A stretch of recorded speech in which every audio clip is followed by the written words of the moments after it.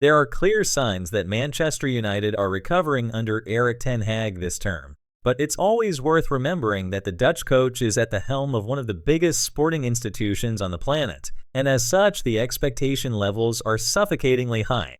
Despite Ineos casting their net far and wide in the summer, they couldn't agree a deal with a suitable replacement, and Ten Hag's victories in the League Cup and FA Cup finals spoke loudly enough to give him another shot. United were swept aside 3-0 at home by Liverpool a few weeks ago, a defeat that came hot on the heels of a 2-1 reverse at Brighton, and the Red Devils are only 11th in the Premier League standings at this early stage.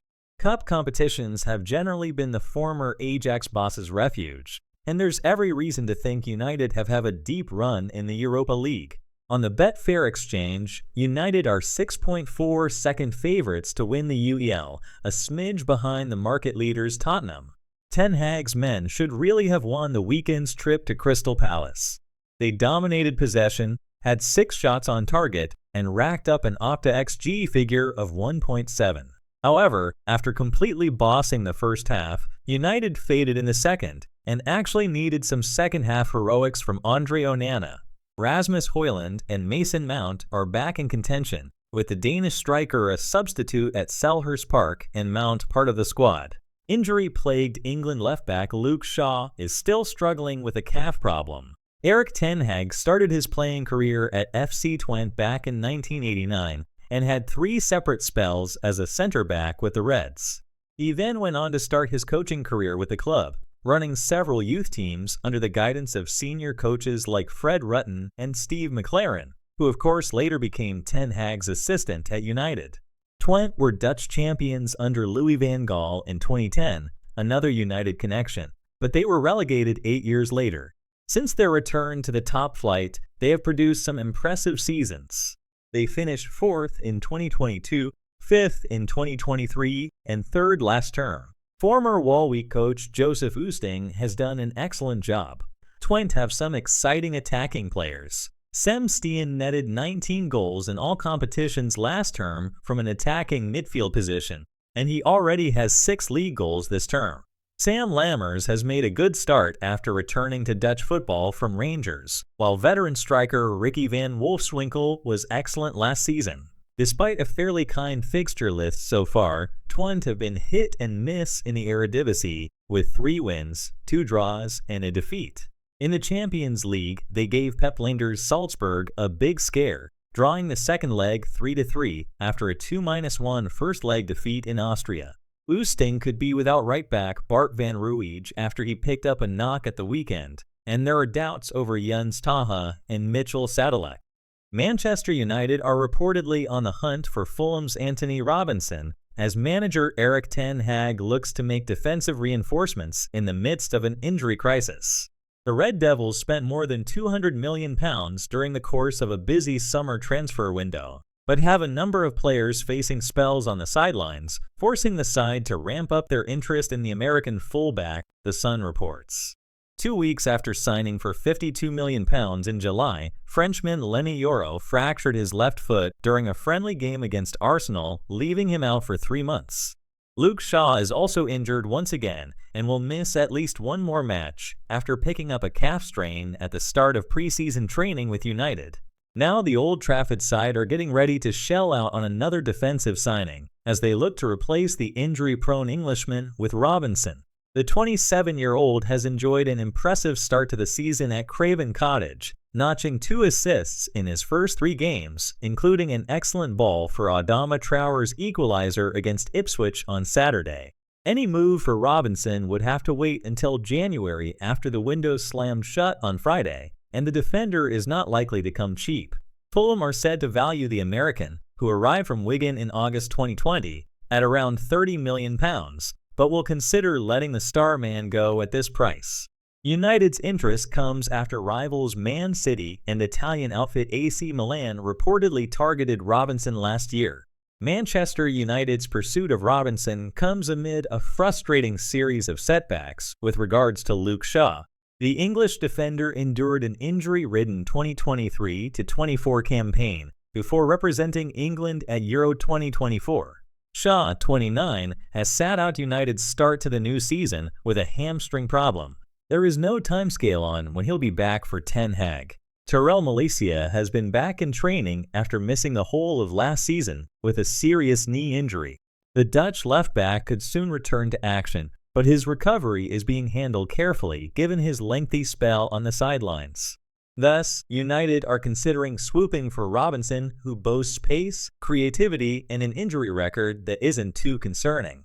He has emerged as one of the USMNT's most important players on the left flank, registering 4 goals and 7 assists in 46 international caps. Manchester United were held to a frustrating 0-0 draw by Crystal Palace on Saturday, September 21, and Marcus Rashford started the game on the bench. The Red Devils should have come away with all 3 points, but were extremely wasteful in front of goal. Rashford had 3 goals and 1 assist ahead of the trip to Selhurst Park. Many expected he would start against the Eagles, but Erik ten Hag opted to rotate, instead starting Alejandro Garnacho.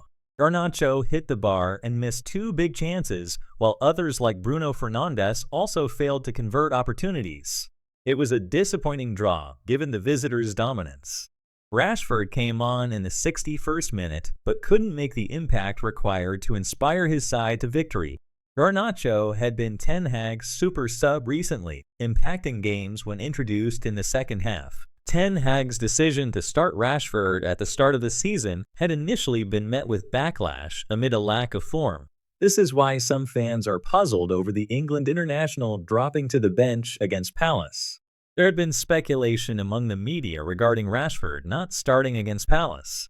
Could there be more to Ten Hag's decision than the Dutch coach simply wanting to rotate his team? Ten Hag firmly dismissed suggestions of any problems with the Red Devils attacker. Ten Hag has handled Rashford well throughout his reign at Old Trafford. He's supported the forward amid constant criticism over his performances and personal life. Rashford enjoyed the best season of his career in Ten Hag's debut campaign with United.